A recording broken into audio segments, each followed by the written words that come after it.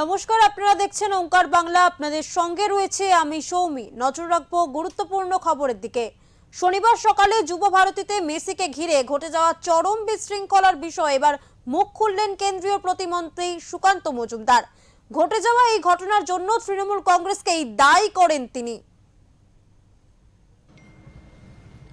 দেখুন, আরো একবার প্রমাণিত হলো যে তৃণমূল কংগ্রেস মানেই হচ্ছে এই ধরনের অসভ্যতা, তৃণমূল কংগ্রেস মানেই হচ্ছে এই ধরনের মৎসন্যায়।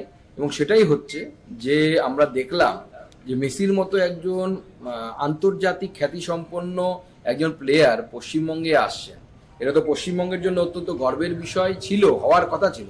কিন্তু যবে থেকে এই প্রোগ্রামটা তৃণমূল কংগ্রেসের তরফ থেকে হাইজ্যাক করা হয়েছে, স্বরূপ বিশ্বাস হাইজ্যাক করেছে, অরূপ বিশ্বাস হাইজ্যাক করেছে, এদিকে এখানকার বিধায়ক তিনি হাইজ্যাক করেছেন। তো পুরো প্রোগ্রামটা, এবং যারা ঢিল ছুঁড়েছে তারাও, বোতল ছুঁড়েছে তারাও তৃণমূল, সব অরূপ বিশ্বাসের লোক, আমার কাছে যা খবর আছে।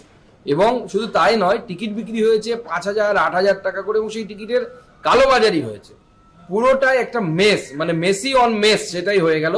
এবং সেটা করলেন হচ্ছে তৃণমূল কংগ্রেসের অসভ্য, অভদ্র, বর্বর যারা নেতা নেত্রী এবং তার সাথে যারা আছে তারা।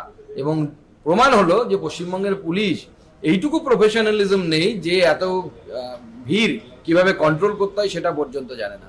তৃণমূল কংগ্রেস দল এবং তৃণমূল সরকার এই দুজনে মিলে মেসিকে মেস করে ছাড়লো।